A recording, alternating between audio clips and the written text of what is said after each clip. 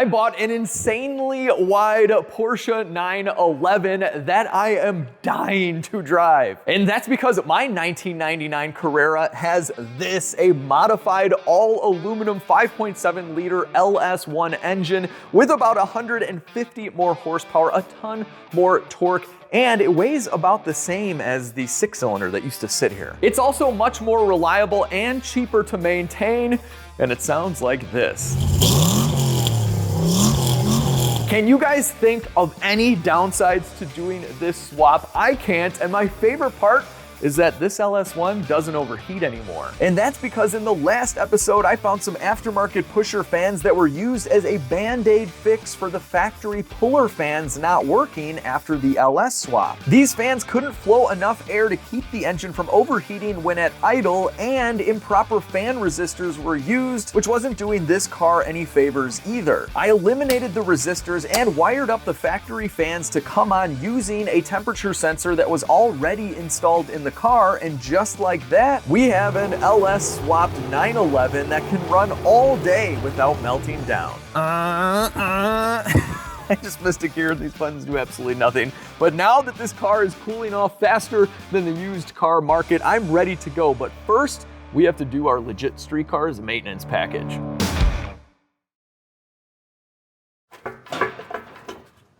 Yeah.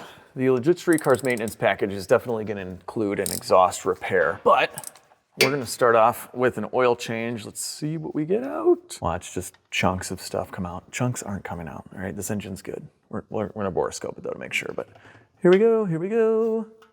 Okay, it's cold. I'm always expecting it to shoot out, you know, but it's really cold. All right, we definitely have some stuff. Nothing hard, but we got some goopy stuff. I think a lot of this is just from condensation, this thing not really having its oil changed for probably a long time.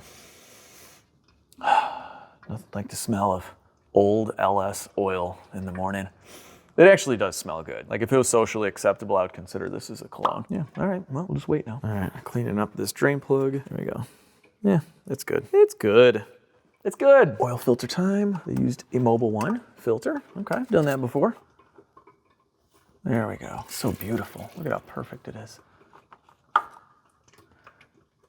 Yeah, she's just dirty. It's been a while, I think, for this oil change. I mean, the whole LS swap thing was done in like 2017, and then the thing would overheat ever since. I think it's just been sitting around forever. Could have honestly been years. I don't know. No sparkly goodness coming out of the oil filter. This is where a lot of it would be. This is a good way to see what's going on with your oil. So pouring out the oil filter oil onto a white piece of paper, you can see if you're gonna get any sparkly goodness, and we got nothing, so we're good. Before we fill this stuff up with the good stuff, I am gonna do an engine oil flush. This was really much darker than I thought it would be. Typically, you just run this with your old oil right before you do your oil change. You let it warm up for like 15 minutes. But we're gonna put some really cheap oil in here. I have a bunch of just miscellaneous oil laying around the shop, like different weights and whatnot. Doesn't matter. We're gonna use it as flush oil.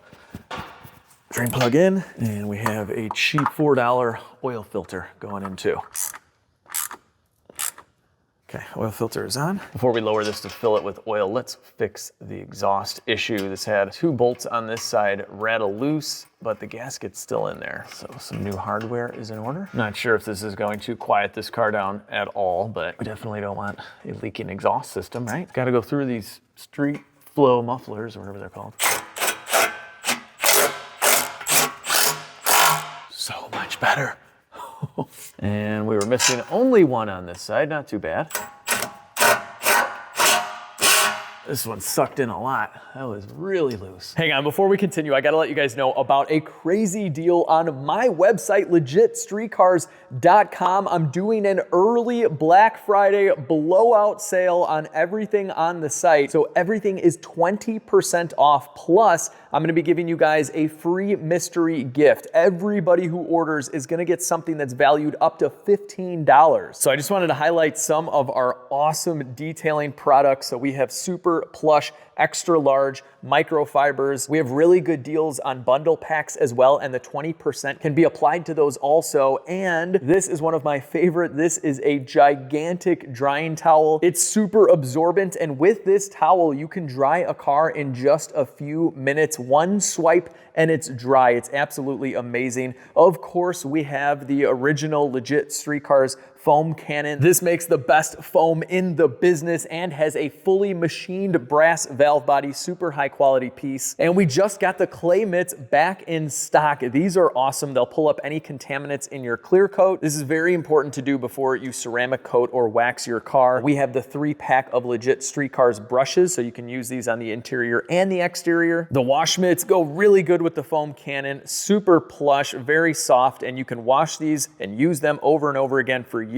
And we just got in our new drill brushes. So these are good for interior cleaning, engine bay cleaning, stuff like that. So we have amazing bundle deals, 20% off the entire website, which you can combine with the bundles, and a free mystery gift with every single order. This is by far the biggest sale that I've ever had, but it is limited time and limited quantity, and it's right in time for the holidays. Everything on the site makes an excellent gift, and I just want to say a big thanks to everybody who's about to order and everybody who has ordered. It means the world to me that I can sponsor my own video with my own website. It's taken a couple of years to get to this point, a ton of hard work, and we fulfill everything in-house. So Max will be shipping all of this stuff out, and then depending on how many orders we get, I might be coming in, my wife might be coming in, it could be a family affair, but we all keep it here at Legit Street Quarters. I even put a little card in there with a note from myself. So I really, really appreciate all of the orders. And with that, let's continue wrenching. All right, AMSOIL engine flush going in. So we're just gonna use a whole bottle, glug, glug, glug. And this stuff is really great. It will loosen up sticky valves and rings, help out with loud lifters, and if you have a lot of carbon buildup, it could really help with oil consumption. I have a bunch of oil that is laying around where there's like a quart left at the bottom. This is 520. I don't even remember what it's for, but I'm just gonna use a few of these. Nice to clean up the cabinet as well. But with the engine flush, you don't have to put new oil in and waste new oil. You can do it with the old oil. That's how it's meant to work. Oil is in. We have to put our intake on, which we're definitely gonna have to figure something out here because we can't close the hood. Anyway, master flow sensor plugged in. Decibel meter ready. What do you think is gonna be louder, the Caprice or this? Guess down below. We're gonna find out right now. So we're gonna be doing a cold start on the Caprice in the shop, and it's right next to our 911. So this is an apples to apples comparison. Here we go.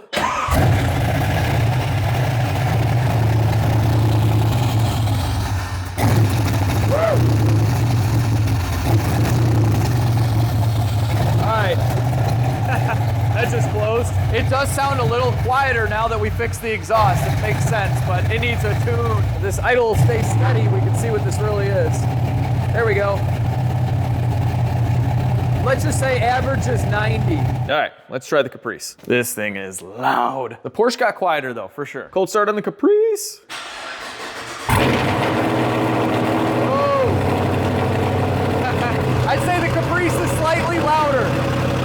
Probably averaging like 95 to 100. Caprice for the win! I am so curious to see what this LS 911 sounds like at wide open throttle. We're gonna find out, like in this video. Although I can't go too crazy, I don't have a tune, but I'm gonna stick a wideband in the back so we'll know we're safe. Probably should have done the Porsche first because we need this to run, but we can start it back up.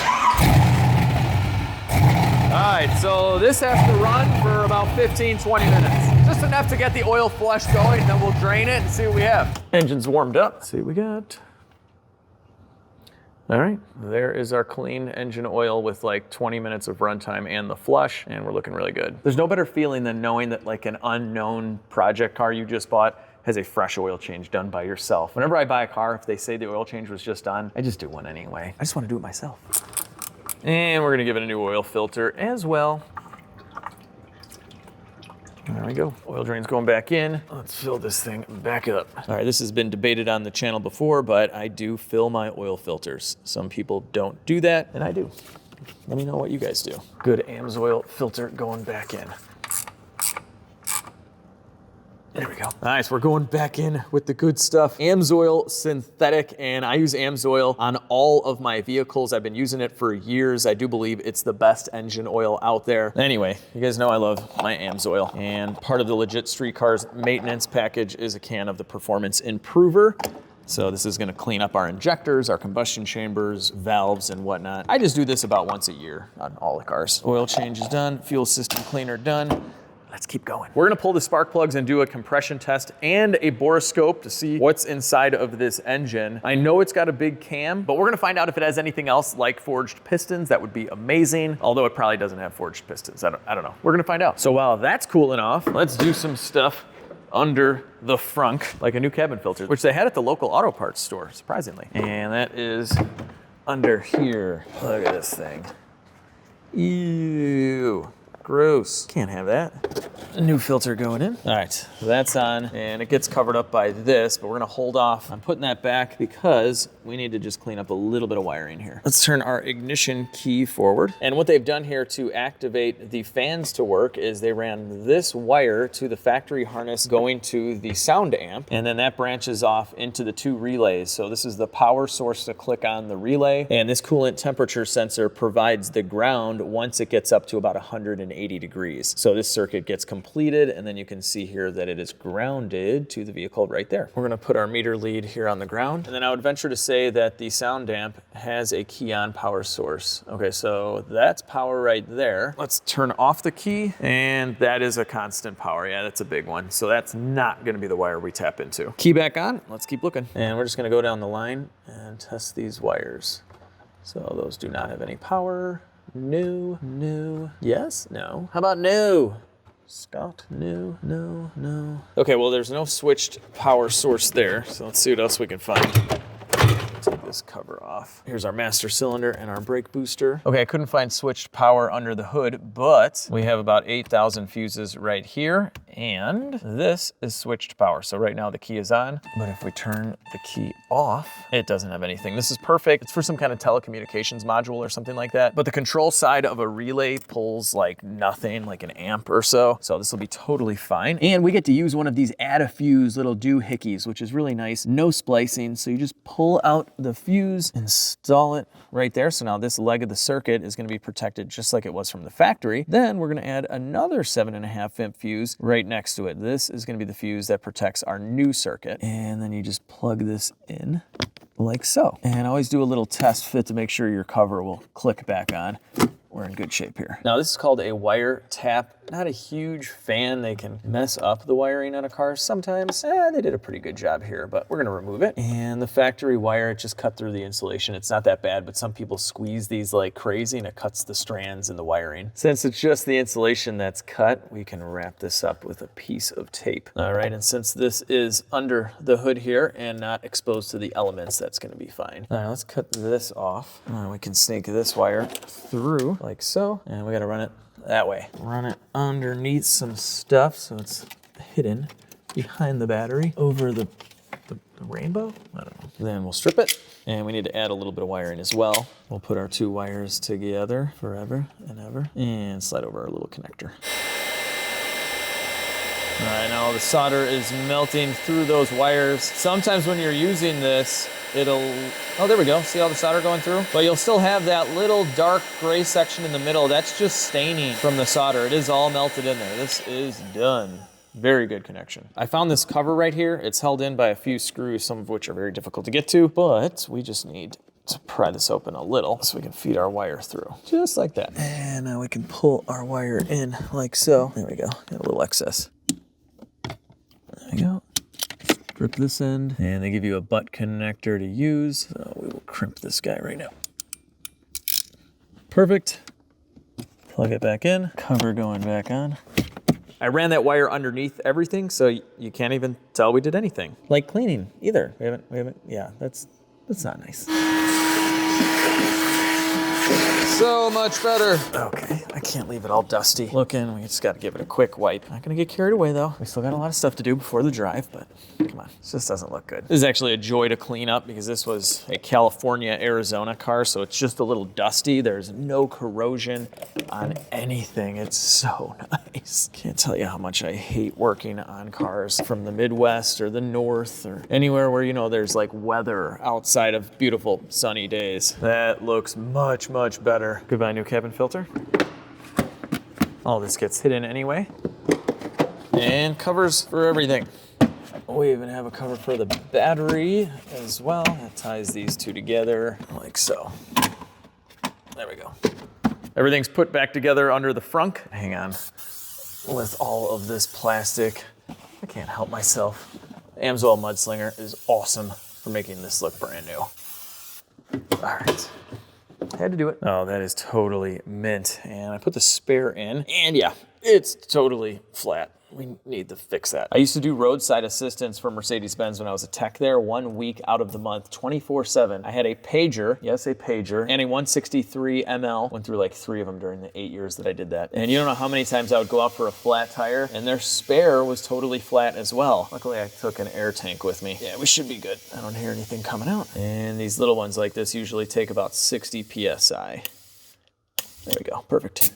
All right, fixed. Full service, baby, full service. All right, just a little bit more wire cleanup. We wired up our fans in the last video, and now we're gonna make that look pretty. Put it in this corrugated sleeve. Put our solder joints in the sleeve as well. This looks so much better. And then I ran the right amount of length so we can run this right in between these factory tubes here. Hydro aluminum or aluminium. Aluminium does sound really cool. It reminds me of Wolverine. His claws aren't made of aluminium, but I think they say it in one of the scenes or something. What are his claws made of? It's like a made up material, obviously, but I wonder if it sounds cooler than aluminium. What are Wolverine's claws made of? According to Laser Boost, adamantium is the adamantium. element that Wolverine's famous retractable claws are made of. Adamantium, yes. That does sound way cooler than aluminium. They're adamantium. Whoosh. The fan wiring coming from inside of the car to our factory fans is complete. Next up, we have spark plugs, and I believe we're gonna be able to access all of these from the bottom. It doesn't look too bad. It kind of does. That one doesn't, but I can at least kind of get my hand in here around them, so we should be all right. All right, let's get this wire off, nice and gentle. What do we got? Oh, we got TR6s, I can already tell. It's kind of like a boost nitrous plug, like low level boost, but some people just run them in LSs anyway. I would run a TR5 all motor, but that works. Most importantly, what kind of condition is this in? Wow, they didn't hammer that one in there. That was actually possibly torqued properly. Nice. Spark plug coming out. Oh, very nice. Oh wow, these are beautiful. Look at how clean. This is perfect. Yeah, with plugs like this, we probably don't even need to replace them at all. Yeah, they must have like a few 100 miles on them, if that. Now the question of, do we have a built motor? I don't think we do, but we're gonna borescope in the engine. I don't know why I'm doing Back to the Future. Maybe because I just bought a hoverboard. See over there, the box? I got a hoverboard. But anyway, what do we got inside of this cylinder? The piston's up quite a bit, little bit of carbon. Upper left, you can see that little dot there. That's for orientation. Yeah, this is probably a stock piston. Let's look at another one. All right, we pulled out this plug here. And more of the same, white porcelain, not fouled out at all. All right, let's see what this cylinder looks like.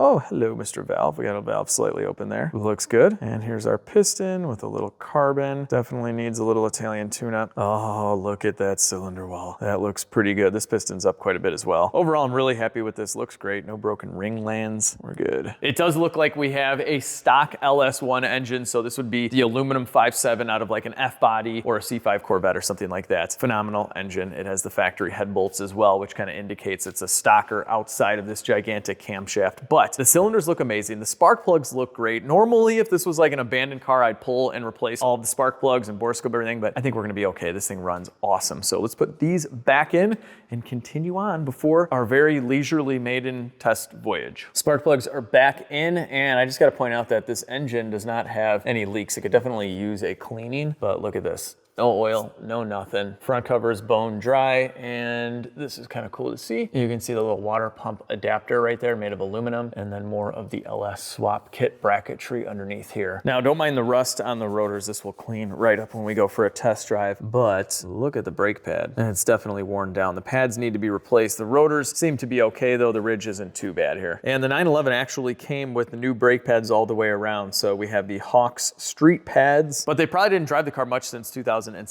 so they never installed them. But they are missing the brake pad sensors, so I have the sensors and a new fuel filter. This has a GM fuel filter waiting at the auto parts store, and we need to get to the auto parts store somehow, so we might as well go for a maiden test drive in the LS Swap 911. This is gonna be it. All right, let's get these wheels on. Oh, and check this out. These wheels are so light. Seriously, look at how light this is. Like, you can just toss them around. They're very light. And some of you guys had agreed in the comment section that these are like $10,000 wheels. So I guess that's what you get. They are forged multi-piece wheels. And I just went around and checked all the air pressure, so we're good there. Let's get some bolts. And these are some beefy wheel bolts. Look at this. Very nice, probably expensive. I have a bunch of extras as well. We'll definitely start these by hand. Torque these wheels, of course. Gotta be safe. Always torque your wheels. The more you know. All right. Ole, ole, ole, ole. I'm taking you off because I don't know what you mean. What is Olay? Isn't that like women's shampoo or something? I don't know what it means. Why is it on this car? It can't be something like that, right? Why would they be repping women's shampoo on this car? Guys, I'm gonna probably date myself here, but what in the world does this mean? It's probably some new hip thing the kids are saying. Anyway, Olay, you are now gone. And now your remnants are almost gone too. Out with the old and in with the new. There we go. Perfect. All right, ladies and gentlemen, we are ready to go. Clutch in. Well, it doesn't really matter. There's no safety switch. Oh. It does that sometimes on the first start. Just needs a tune, people. Just needs a tune. And it likes to scare you.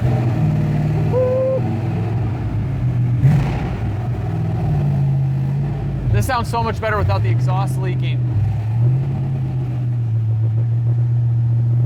Hello, Caprice. My loud brother from another mother. Oh, this thing needs power steering. Oh, okay, getting a workout. Here we go. Oil pressure's in bar, so that's looking pretty good. We are low on fuel and the engine's cold, so, you know. This will also be a good test of the fans and everything like that, but I think we're gonna be okay. This wouldn't get over like 180 degrees in the last video. It is very loud. Clutch feels great though.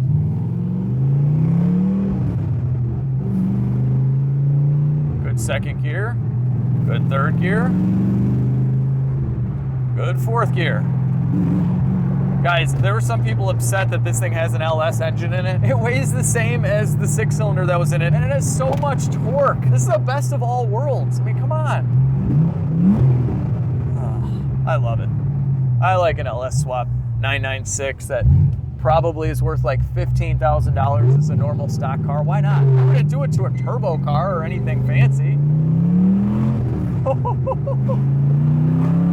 Oh, this is so cool. Okay, hang on, we're gonna get gas. All right, filling up the Porsche. All right, what in the world is going on here? I have never seen a sticker like this. So we have RON, the research octane number, and MON, which is minimum octane number. So you add those two together, divide it by 2. Okay, so I know RON is pretty high. The minimum octane of this car has gotta be like 91. What would we do without these magical devices? RON is 109? Okay, which averages out to 99. Okay, I don't know. I'm just too excited to go for a ride, guys, but do the math. I would imagine the minimum octane is 91 on a car like this. And then I know the octane rating is much higher in Europe, so I guess if you mix those two together, it equals 93. I don't know, but we're sticking 93 in it because we need all those LS ponies. Oh yeah, full tank of gas. We are ready to go. In reverse. There we go.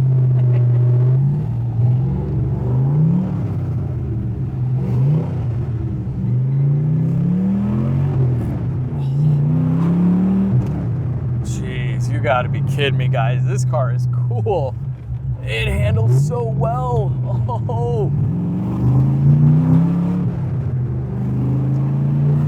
Drive straight as an arrow.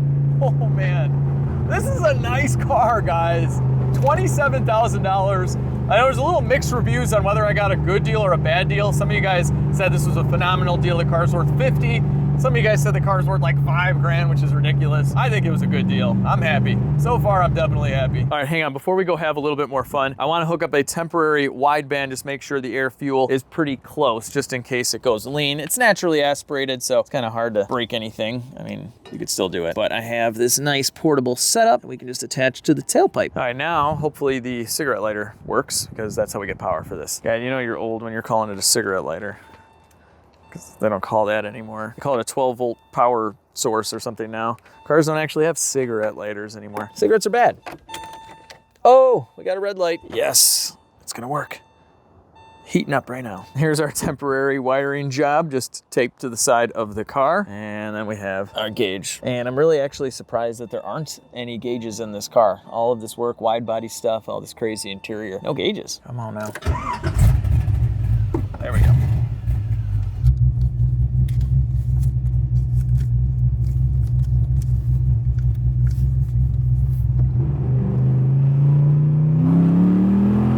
Oh, that's great. Woo! That's perfect. Like lowish to mid 12s all motor. I'll take it. We're good. We're good. This thing moves. You like my gauge mount?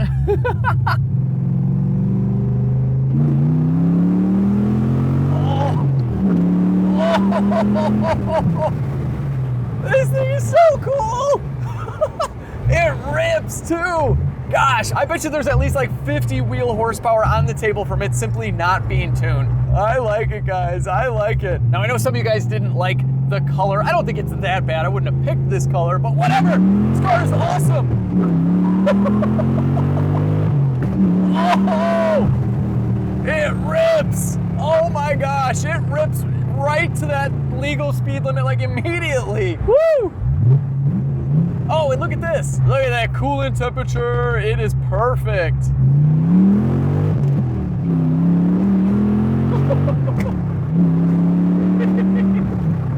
Oh, I am happy with my purchase. I love it. Oh, man. That torque is instant. I drove one of these things with the factory motor. Sam Crack had a 99 2000 996 without the turbo, just a normal Carrera.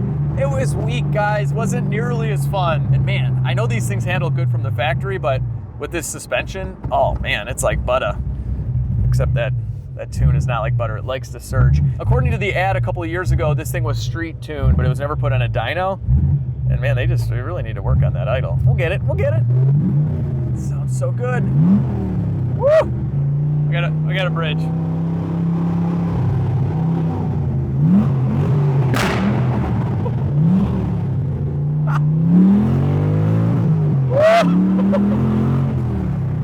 So much fun. Oh man, 27 grand and you're driving this car? Are you kidding me? You know what's crazy also? This car is almost 25 years old. I mean, I know it's got the wide body, so it doesn't look anything like it looked when it was stock, but like, that's so weird to me.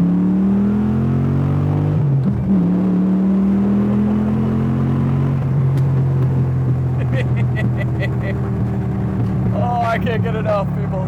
I cannot get enough. Oh, and then it surges and dies sometimes. Oh, it's manual. It's okay. Stop. Simmer down there, boy. Simmer down. Oh, I miss driving a manual transmission LS car with a big cam. My Turbo Trans Am used to be a manual transmission with a gigantic cam. That was so much fun. It had nitrous too. I remember I had to drive like 20 miles to get my nitrous bottle filled. Sometimes by the time I made it home, it was empty already. So it was all on the highway. I was a young lad. I'm still basically doing what I used to do. I'm like the same person, just a little older. Oh, it handles so well. Fourth gear, buttery smooth. All right, let's see. Do we have fifth? Yeah, we got fifth gear, real nice. And sixth gear, perfect. Trans is good. The windows work, straight as an arrow. It's bouncy. But man, does it handle so well. It's instant. Oh my gosh. This would be an amazing track car, as a lot of Porsches are. I don't know, I'm starting to say Porsche every once in a while, like not on purpose. Huh, am I changing to a real Porsche guy? No, not yet. One thing I've learned is there are a lot of Porsche purists, and they get very angry about stuff. I've seen it in my comment section, and then when I was researching the LS swapped 996s in general on the forums, I mean, people are so brutal. This one guy, no thank you to the LS. I would take my 7,600 RPM redline and music to my ears over that any day. I'm like, come on now. These regular 996s are so cheap. Why not rip that engine out? Again, I wouldn't do it to an all-wheel drive turbo car though. No way. I want one of those, by the way. Yeah, the no power steering's kind of rough. I want power steering. That's way more legit street cars. And AC, it's got no AC. These fake buttons are the best, guys. It's like they didn't even cut the tabs off there, or like, I don't know what they were going for here, but It's got fake buttons. Other than that, the steering wheel's kind of cool, like, I guess. I mean, it's got the Porsche symbol in the middle. Like, it's not just some aftermarket thing of whatever cheap brand steering wheel this is. Look at that beautiful, beautiful coolant temperature right there. Amazing.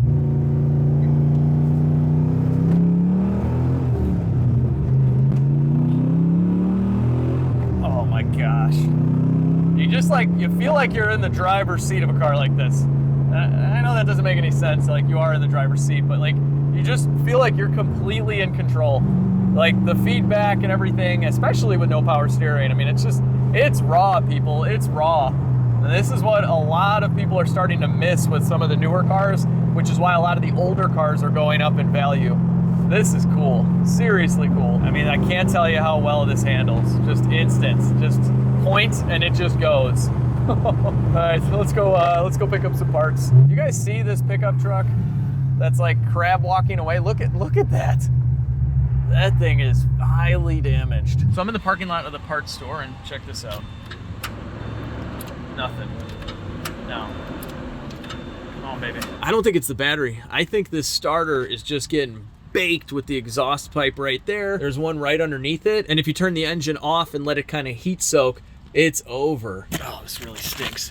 Yeah, I think the starter is just completely overheated on this car. Sometimes you can kind of plow through that. If you have one of those jump packs that'll give out like 15 volts or whatever, that'll do it like maybe once or twice. But of course, on this maiden voyage, I didn't bring anything. I was so confident in the 911, I didn't bring any tools at all. Well, after sitting in the parking lot waiting for my starter to cool off, I took some cool B-roll of the LS 911, and since it was getting late, I also filmed an outro to this video that ended up sounding like this.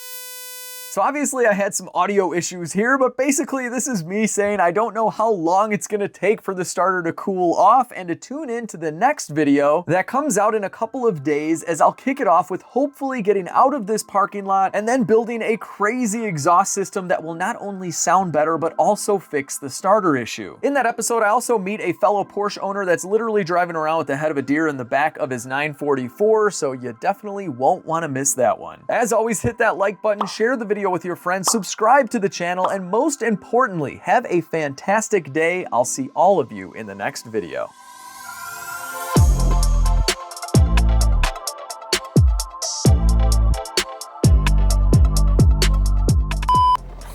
I am dying. What did I say? I already said that.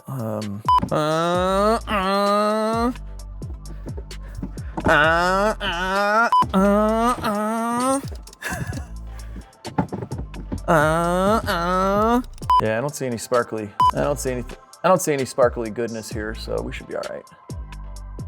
Yeah, no. We're gonna pull out the spark plugs. We're gonna pull out the spark plugs and do a compression check. The fan wiring is complete. Oh, okay. The fan wiring. All right, guys, normally so the oil pressure is in bar, so that looks pretty good. We are running low on fuel, so we'll get.